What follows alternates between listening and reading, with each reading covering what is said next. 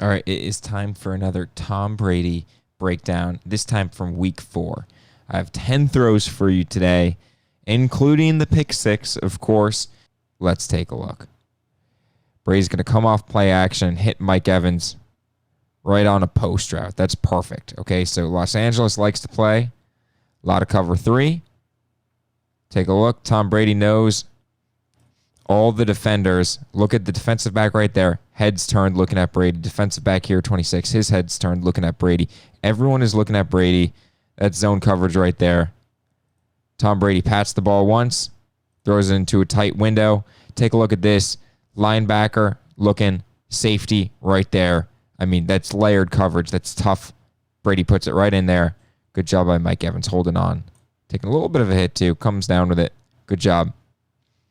Next throw here. Down at the goal line, you got 3 tight ends in the game.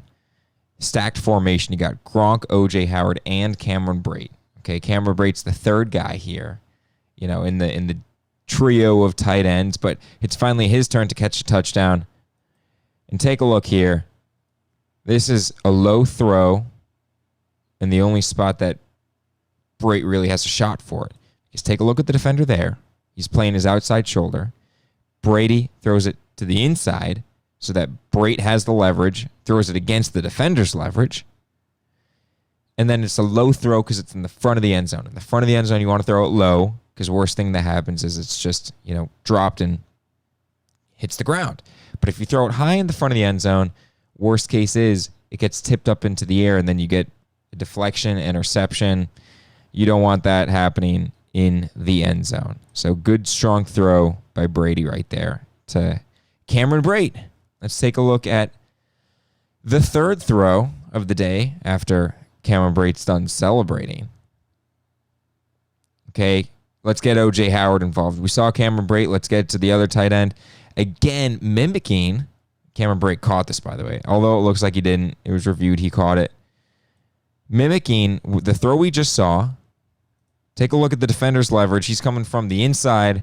Brady throws it to the sideline side of O.J. Howard. Again, throw it low.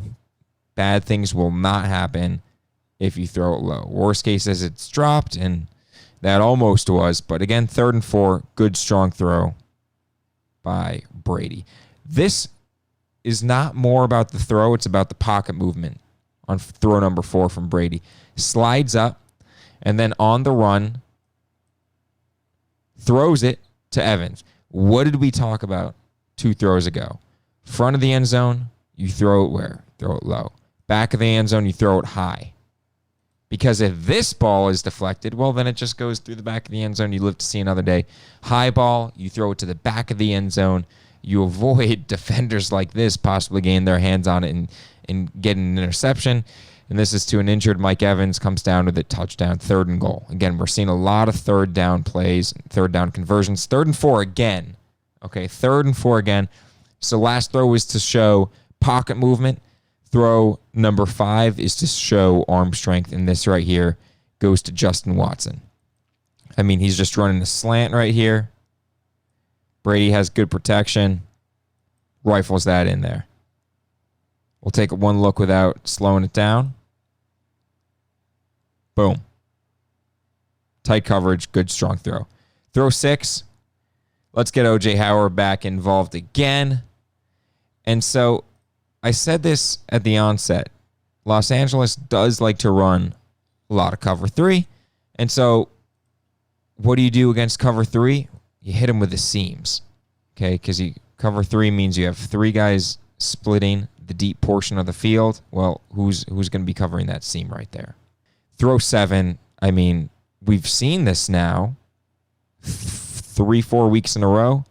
Who else but Scotty Miller on these deep balls? You have Mike Evans, you have Chris Godwin, you have O.J. Howard, you have Rob Gronkowski. But who's the deep there? It's going to be Scotty Miller. And again, you take a look at this. So let's rewind a little bit. Brady comes off the drop. Where are all the defenders looking? He's looking at Brady. He's looking at Brady. He's looking at Brady. He's looking at Brady. He's looking at Brady. He's looking at Brady. All right, you got zone coverage right here. And what does he have to do? He's going to have to split these 2 defenders right here. And what does Brady do? throws it, fades. So Scotty, look where Scotty's running this. He's inside the numbers right there. By the time he catches this, he's now well past to the outside of the numbers. If Brady throws that like the go route it is that's incomplete, picked off, whatever, Scotty Miller gets laid out. But instead, he says, you know what, I'm going to throw it so that this safety can't not get over there. Just cannot get over there in time. And what Brady does is he looks him off just long enough and then comes back the other way, hits Scotty Miller. Big, big play. So let's take a look at throw number 8 here.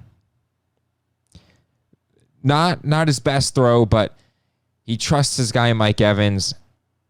And this throw is mainly to point out Brady's pushing the ball downfield. He's getting more and more comfortable with the Bruce Arians style of offense, which is pushing it downfield. And again, you have one-on-one coverage. Just give Mike Evans a chance. It's Mike Evans. That's exactly what he did there. Again, name of the game is big plays. Tom Brady is leading the league in most deep yards thrown on deep balls. Finally, you get Rob Gronkowski involved. And again, they've been throwing seams all day long against the Chargers. This one, no different. Gronkowski, similar to the one to Evans, you say, you got Mike Evans. Let me give him a chance. Here's this same play from a different angle. I have Rob Gronkowski. Let me give him a chance over this defender. And Gronk comes down with it. Let's take a look. Here we go. Last throw is the pick 6 that I'm going to show. And this has happened now twice in the direction of Justin Watson on these out-breaking routes. And Brady should have known better. So what we saw against New Orleans, again, it was to Justin Watson on an out-breaking route. But the difference was in New Orleans, Brady had the option to throw a screen to the top of the screen, to the top of your television set. And then on the bottom side, it was the out route option to Justin Watson, which he overthrew and didn't get it to the sideline. Well, again, here we go on an out-breaking route. This ball should be, again, much more near the sideline so that if it's not caught by Justin Watson, it's going to be hitting the cameraman, the photographer over here, out of bounds. And remember how Brady threw that ball to Scotty Miller on the deep route, what he did to the safety. He looked him away with his eyes. Well, on here, look, where are Brady's eyes? Looking. He's looking exactly where he's going to throw. He basically stares this down and says, you know what? I think I'm just going to overpower this. I'm just going to try and get it in there. I'm going to throw a strong throw. But again, in zone coverage, you cannot be staring down. In zone coverage, you have to be looking off defensive players, and this one's just picked off. Again, poor decision by Brady, poor throw, and almost lazy with his eyes right there. Again, this is 7-7 in the first quarter. The Bucs just had a phenomenal opening drive. Again, shouldn't have done this. That's the pick 6.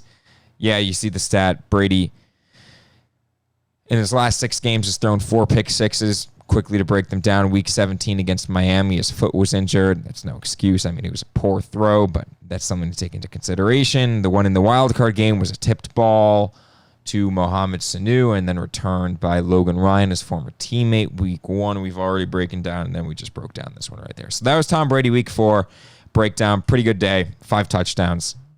No big deal.